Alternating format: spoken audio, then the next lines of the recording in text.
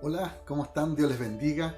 Aquí estamos de nuevo, nuevamente con un estudio de la epístola del apóstol Pedro. La primera epístola del apóstol Pedro. Vamos a ver del capítulo 4, del versículo 1 al versículo 11. ¿Sí? Lo vamos a dividir en cuatro, podríamos llamarlo cuatro puntos, cuatro secciones, pero no para que podamos ver en detalle qué es lo que el apóstol nos quiere decir. La primera parte la vamos a ver desde el capítulo 4, versículos 1 y 2.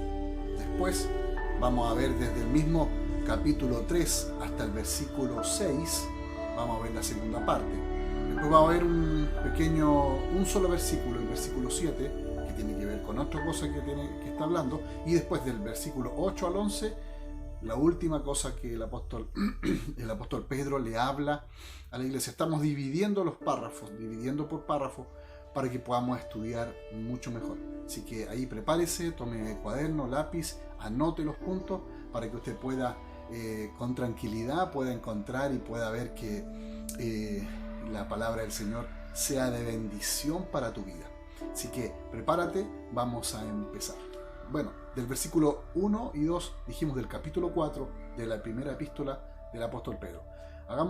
Recordemos que la iglesia está siendo perseguida, la iglesia está pasando por una situación difícil, entonces Pedro le habla de nuevo cuál es el verdadero sufrimiento, quién está pasando este momento difícil, y está dando un ejemplo de Cristo. O sea, Cristo es el mayor ejemplo de persecución, el mayor ejemplo de sufrimiento, y tiene que ver, nos va a dejar una enseñanza muy profunda este capítulo 4, y también, bueno, después más adelante vamos a hablar quién es el mayor ejemplo, ¿no?, de sufrimiento, quiénes sufren, cómo enfrento la prueba. Lo vamos a ver del versículo 12 en adelante, terminando todo el capítulo 4. La siguiente clase o la siguiente enseñanza la vamos a tener el día jueves. Así que prepara tu corazón. Mira, dice: por tanto, ya que Cristo sufrió en el cuerpo, asuman también ustedes la misma actitud. Porque el que ha sufrido en el cuerpo ha roto o ha terminado con el pecado, para, para vivir el resto de su vida terrenal no satisfaciendo sus pasiones humanas, sino cumpliendo la voluntad de Dios. Entonces, lo primero que tengo que tener claro y lo primero que tengo que saber es que el primer punto es, la vamos a poner en una frase: vivir una actitud de compromiso. Yo tengo que tener un compromiso real con nuestro Señor, un compromiso real con Jesucristo. Es muy importante. Mira, fíjate, dice: por tanto que Cristo sufrió en el cuerpo, asuman también ustedes la misma actitud. Ahí está hablando. Y ahí es una palabra clave dentro del versículo. Tengo que tener una actitud de compromiso. Me debo comprometer a tener una vida que agrade al Señor. Dice, porque el que ha sufrido en el cuerpo ha roto con el pecado, para vivir el resto de su vida eterna, no satisfaciendo sus pasiones humanas, sino cumpliendo la voluntad de Dios. Aquí está el compromiso. Ahí, ¿cuál es mi compromiso? Hacer la voluntad de Dios. Primero, mi compromiso es, dice, que para vivir el resto, dice, porque el que ha sufrido en el cuerpo ha roto con el pecado. Mira, ahora, ¿por qué dice eso? En la Reina Valera dice de otra forma, dice que el que ha sufrido en la carne ha terminado con el pecado. Ahora uno dice: ¿cómo termino con el pecado? Porque, hermano, vamos a luchar toda nuestra vida vamos a luchar con el pecado. El pecado es nuestro mayor opositor, ¿ya? No son pecados anteriores, no son pecados de la familia, no son pecados de nuestros antepasados. No, nuestros propios pecados. Ahora, nosotros, para entender bien eso, nosotros venimos de una vieja naturaleza, o venimos con una naturaleza de pecado. ¿Por qué? Porque Adán pecó en el principio. Y como por Adán todos nosotros somos condenados, por el segundo Adán, que es Cristo, todos somos vivificados, o sea, somos transformados. Entonces, el pueblo, la iglesia, los hermanos estaban siendo perseguidos. Y fíjate, quien ha sufrido en el cuerpo, en la carne, ha terminado con el pecado. ¿Qué quiere decir esto? Que cuando la persona que está padeciendo persecución, los hermanos en ese tiempo, estaban pasando problemas, dificultades, su preocupación no era tanto satisfacerse hacia sí mismo, sino que su preocupación era enfocarse en la voluntad de Dios. Entonces, mi actitud de compromiso debe ser hacia Cristo. Ahora, uno tiene que preguntarse, la iglesia no tenía el tiempo para dedicarse al pecado porque estaba siendo perseguida, estaba siendo maltratada, estaba pasando por momentos difíciles. Entonces la iglesia, los hermanos, las personas, no tenían el tiempo para dedicarse. Por eso dice, el que ha sufrido en el cuerpo, el que ha sufrido en la carne, ha terminado con el pecado. ¿Por qué? Porque al final te enfocas más, no tanto en el pecado, en tanto en las cosas que podemos hacer para cometer errores. No quiere decir eso que tú nunca cometerás pecado. Pero lo que quiere decir es que no estarás enfocado en el pecado. No estarás enfocado, no estarás preocupado, o no sé si la palabra es preocupado, pero sí no estarás pendiente o con intenciones de buscar el pecado, buscar lo que te aleja de Dios. Ahora uno se pregunta, pastor, es la pregunta que todos pueden hacerse o no, o tal vez yo la hago. Pastor, entonces si yo sufro en el cuerpo, voy a terminar con mi pecado, o sea, me tengo que pegar latigazos en el cuerpo, y eso fue una mala interpretación de este pasaje bíblico, que las personas que si castigaban el cuerpo iban a terminar con su pecado, y al final se dan cuenta que no era así. Entonces usted ve lleno gente, en la antigüedad la iglesia, los hermanos construyeron monasterios para alejarse de lo pecaminoso y vivir en santidad supuestamente, y después cuando venían pensamientos lujuriosos a ellos en los monasterios, porque había tentaciones, ellos se pegaban con látigos y decían, bueno, así yo termino con el pecado. Es una mala interpretación del pasaje. Porque lo que está diciendo es que los hermanos, cuando están siendo perseguidos, cuando están pasando persecución, no estarán pendientes, no estarán enfocados en pecar. No estarán pendientes de cometer un error, sino que estarán pendientes de hacer la voluntad de Dios. Porque fíjate lo que dice el pasaje. Dice, porque el que ha sufrido en el cuerpo ha roto con el pecado. ¿Cómo termino con el pecado? No enfocándome en él, sino enfocándome en otra cosa. Ahora, la pregunta es, ¿nosotros no estamos siendo perseguidos? La iglesia, sobre todo en esta parte de Occidente, no, por lo general, no está siendo perseguida. Ahora, pastor, ¿cómo rompo con el pecado? No tiene que ver con un pecado de tu antepasado, no tiene que ver con un pecado de otro. Jesús, ¿qué fue lo que le preguntaron? ¿Se recuerdan en la historia del ciego? Y los discípulos le preguntan porque creían que su antepasado habían pecado. Entonces le dicen, esa era la creencia de la época y hoy también algunos también la creen. Dicen, Señor, pecaron sus padres, por eso Él está así. ¿Se acuerdan de ese pasaje? Y Jesús, ¿qué le responde? Les dice, no. Dice, sino que es para la gloria de Dios el milagro que voy a hacer. ¿Por qué están pasando esto? Es para que se manifieste la gloria de Dios. Ahora, para que Dios actúe, el libro de Ezequiel también lo menciona. Dice, cada cual pagará por su pecado. Cada cual el Señor le pagará. O sea, cada uno de nosotros es responsable por su pecado. Ahora, si no estoy pasando persecución, si no estoy enfrentando ninguna cosa así parecida, ¿cómo yo termino con el pecado? Y aquí está la clave. Dice, para vivir el resto de su vida terrenal no satisfaciendo sus pasiones humanas, sino cumpliendo la voluntad de Dios. Entonces, ¿cómo me enfoco frente a una pasión humana, frente a una debilidad nuestra? Me enfoco en Cristo. Me enfoco en el Señor. No me concentro tanto en el pecado. No me concentro tanto en mi debilidad. Me concentro más en Cristo, porque Él es el que me fortalece, porque Él es el que me ayuda a no caer en la tentación. Él me ayuda a sostenerme en pie. Entonces, eso es lo que quiere decir ahí. Un compromiso. Primero, número uno, vivir con una actitud de compromiso. Una actitud de compromiso. Sigamos. El segundo tiene que ver con una actitud de sabiduría. ¿Cómo tengo que vivir? Mira, fíjate el versículo 3 lo que dice. Pues ya basta con el tiempo que han desperdiciado haciendo lo que agrada a los incrédulos, entregados al desenfreno, a las pasiones, a las borracheras, a las orgías, a las parrandas y a las idolatrías abominables.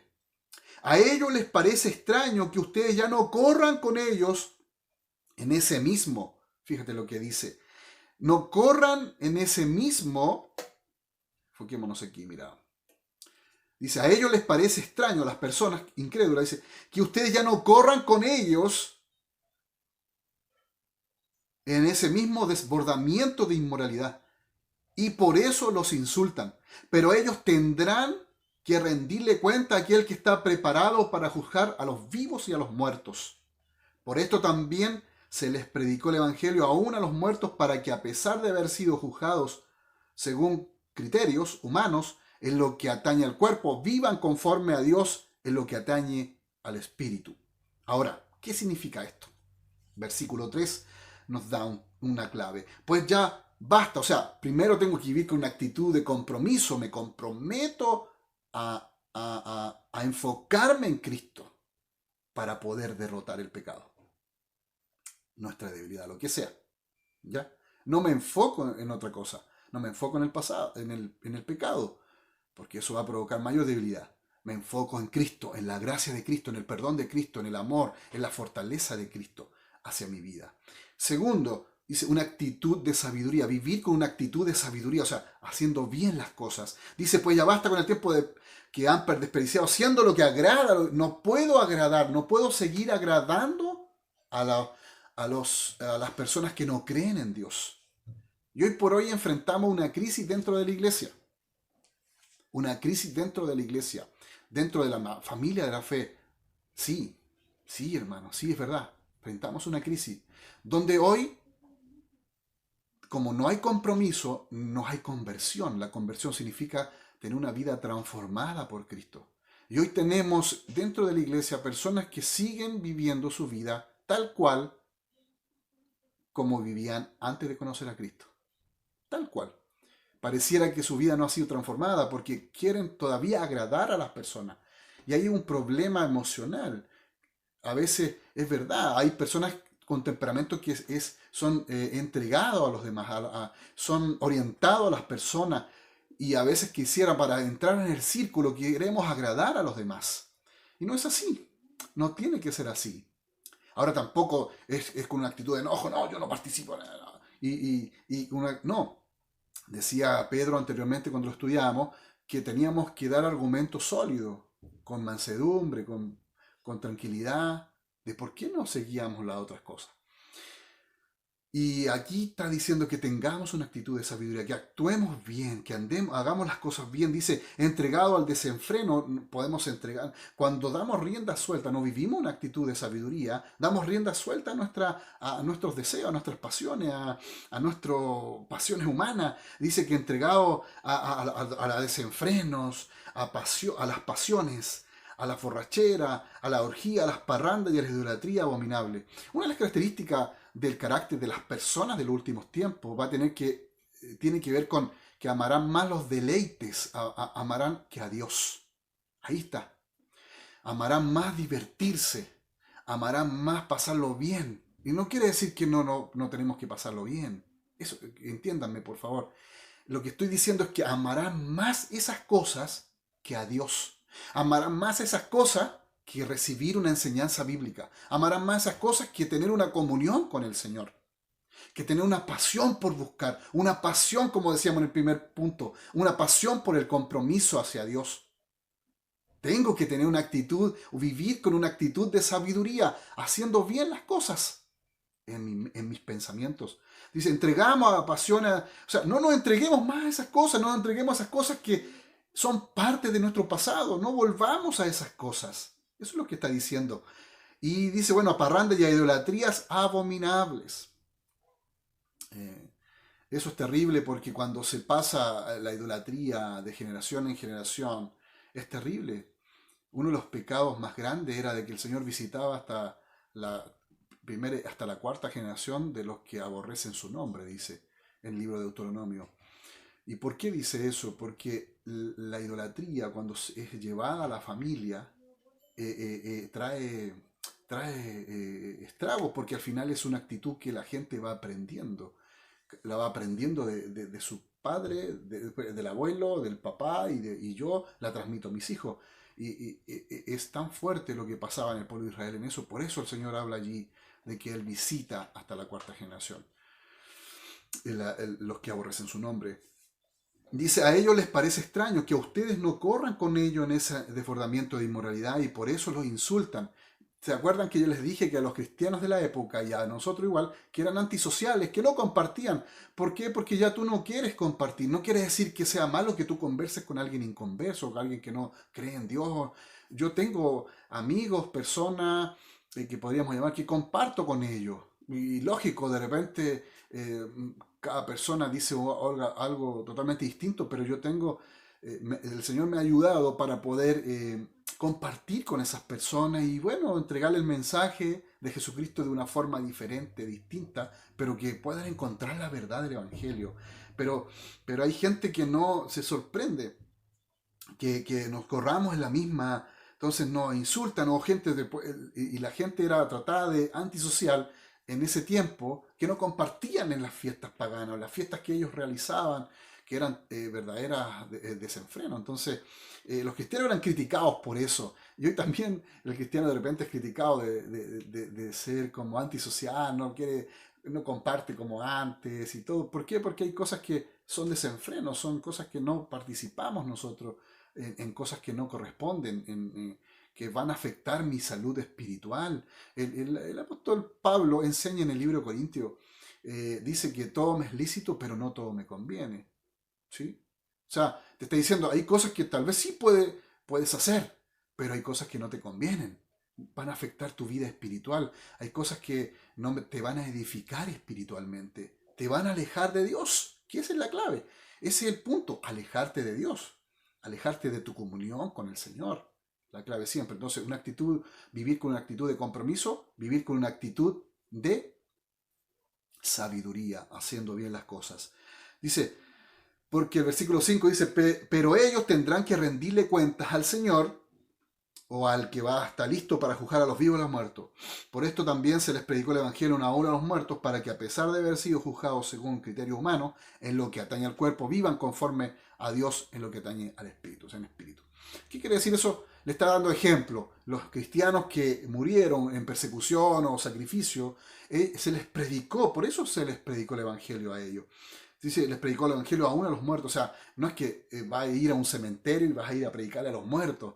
No, está diciendo a las personas que antes ya están muertas, se les predicó para que ellos, y ellos tienen una esperanza de encontrarse y tener esa comunión con Cristo. Y por eso, aunque dieron sus vidas, ellos en algún momento van a encontrarse con el Señor y están con el Señor en espíritu. Versículo 7 es un intervalo, no es como un paso para pasar a la siguiente actitud que Pedro nos quiere enseñar. Y tercero, vivir con una actitud de una oración seria, de ser diligentes, de ser personas dispuestas. Mira lo que dice, ya se acerca el fin de todas las cosas. Así que para orar bien, manténganse sobrios y con la mente despejada. Dice, el fin de los tiempos se acerca, el fin del mundo se acerca, sean sobrios y velad en oración. Tenemos que tener un compromiso. Primero, dijimos, punto 1, compromiso. Vivir con una actitud de compromiso. 2, vivir vivir con sabiduría, con una actitud de sabiduría.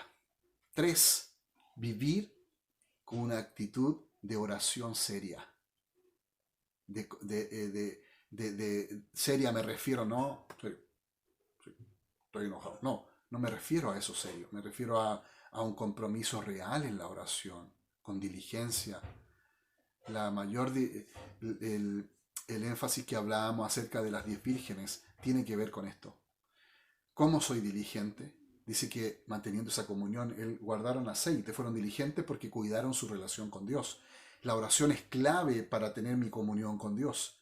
Si no tienes oración, si no tienes una real comunión con Dios, es difícil que tú puedas mantenerte en pie, porque el fin se acerca. Ahora, desde que Cristo llegó y que los discípulos también creyeron, se iniciaron los tiempos venideros, los últimos tiempos, y ellos esperaron en su generación que Cristo apareciera, y nosotros también esperamos en nuestra generación que Cristo aparezca por nosotros, por su iglesia. Ahora, más adelante, en una clase distinta de los últimos tiempos, vamos a hablar acerca del arrebatamiento y el fin del mundo.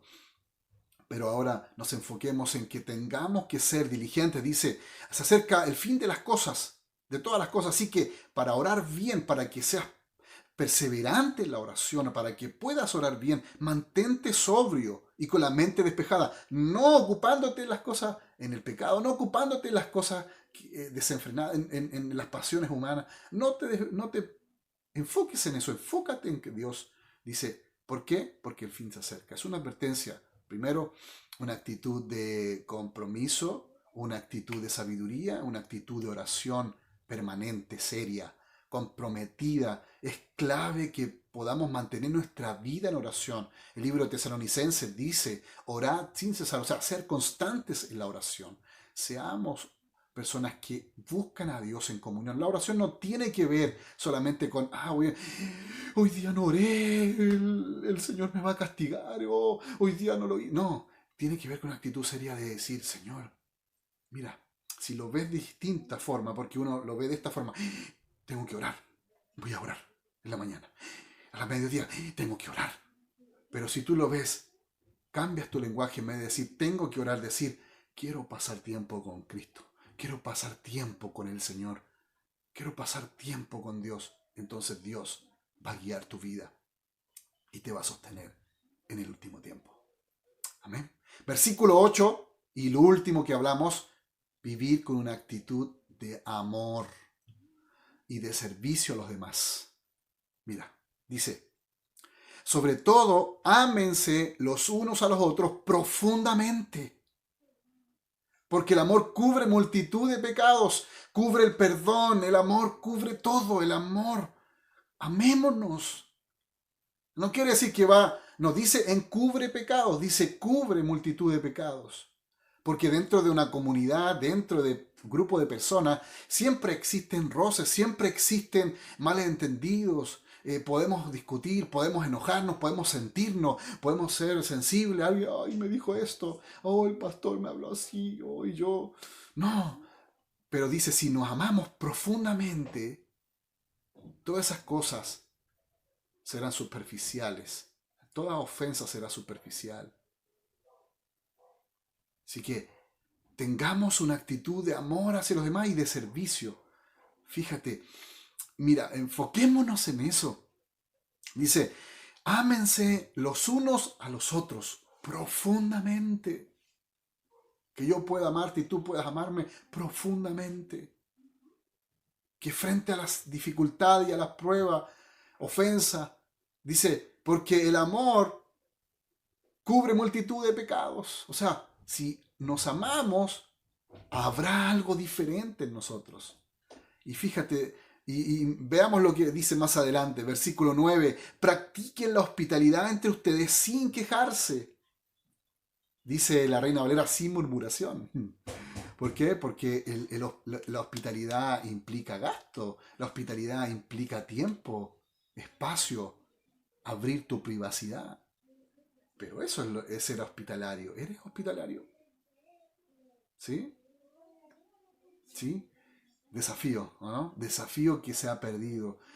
Un don que se ha perdido, la hospitalidad se ha perdido.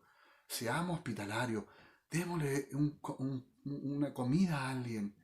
Y si es cercano, si es conocido, invítalo a comer. Yo recuerdo siempre eso lo que hizo un joven de la iglesia llamado José Luis, que tomó a un muchacho de la calle, lo invitó a comer, compartieron juntos, y él lo orientó a que pudiera salir de la calle. Y este joven se fue a un centro de rehabilitación y un día, pasaron meses, él nunca más supo de esta persona y él lo llama y le dice, Hola José Luis, ¿cómo estás? ¿Con quién hablo? Hablas con Gino. Y así fue.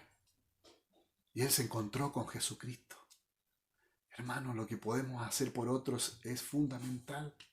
Cambiar su vida. Dice, sin murmuraciones, porque ya viene, ya tengo que ayudar, ya lo voy a ayudar, pero tú sabes que esto significa gasto. Hermano, las veces que yo he ayudado a alguien y he hospedado personas en mi casa, el Señor me ha multiplicado, el Señor me ha bendecido. Por supuesto son personas conocidas, son cercanos. Personas desconocidas, no lo hago. ¿Por qué? Porque si es un hombre o alguien que no conozco, no sabemos qué puede hacer en casa, así que es un consejo. Lo que me refiero es que a hermanos de la fe, que podemos ayudar, ser hospedadores, ser hospitalarios. No solamente quiere decir que lo acomodes en tu casa, sino que eres alguien generoso para ayudar a los demás. Meditemos en eso, medita en eso. Dice, cada uno ponga, el versículo 10, cada uno ponga al servicio de los demás el don que ha recibido. ¿Tienes un don? Hay multitud de dones. No hay solamente 12 o 5 o 9 dones. No. Hay multitud de dones. Múltiples dones yo podría nombrar. ¿Por qué? Porque te los da el Espíritu Santo. Dones de ministeriales, dones de servicios, dones de todo lo que tú quieras. Dones del Espíritu Santo están a nuestra disposición. ¿Y tú tienes dones? Sí, tú tienes dones del Señor. Dice, cada uno ponga al servicio de los demás. Para eso es el don. No es para creerme yo el mejor, para yo creerme el apóstol y que tengo la última palabra reveladora, o el super pastor que tiene la palabra profética, o el super hombre. No. Esos son dones que Dios usa para bendecir a las demás personas. Dios puede ocupar un don. Dios puede ocupar un don profético. Dios puede ocupar un don pastoral, un don de un misionero. Puede ocupar los dones. Y dice, ponga al servicio de los demás el don que ha recibido, administrando fielmente la gracia de Dios en sus diversas formas. El que habla, hágalo como quien expresa las palabras mismas de Dios. O sea, el que toca expresar o ministrar a otros. El que presta algún servicio, hágalo como quien tiene el poder de Dios. O sea, con la fuerza de Dios. Hazlo. Sirve a Dios. Por eso tenemos que tener una actitud de ¿qué? ¿Cómo dice? Vivir con una actitud de amor hacia los demás. Un amor y servicio a los demás. Dice, hágalo como quien tiene el poder de Dios. Así Dios será en todo alabado por medio de Jesucristo, a quien sea la gloria y el poder por los siglos de los siglos. Amén. Qué lindo lo que hemos aprendido. Repitamos los puntos para que nos queden claros y tú lo puedas anotar. Primero, vivir con una actitud de compromiso. Me comprometo delante del Señor. Segundo, vivir con una actitud de sabiduría. Seamos sabios para vivir. Tercero, vivir con una actitud de oración seria, de una real comunión con Dios. Y por último, vivir con una actitud de amor y servicio a los demás. Usemos los dones. Dejemos que el Espíritu Santo te llene de los dones para poder bendecir. Y Él dice, el que hable, exhorte a los demás, como si Dios mismo estuviera hablando. Y el que sirva con la fuerza, con el poder de Dios. Fíjate lo que está enseñándonos la palabra. Que Dios te bendiga y que esta palabra haya tocado tu vida. Quiero orar por ti. Gracias, Jesús, por esta enseñanza. Toca, transforma corazones, cambia nuestra manera de pensar. Ayúdanos a terminar con enfocarnos con vivir en el pecado, sino enfocarnos en ti, Jesús, en tu voluntad, en agradarte a ti. Que esa sea nuestra mirada. No sea decir, de nuevo pequé, sino que decir, quiero agradar a Dios para poder derrotar el pecado. Gracias, Jesús. Gracias, Señor. Amén y amén. Que Dios te bendiga. Bendiciones.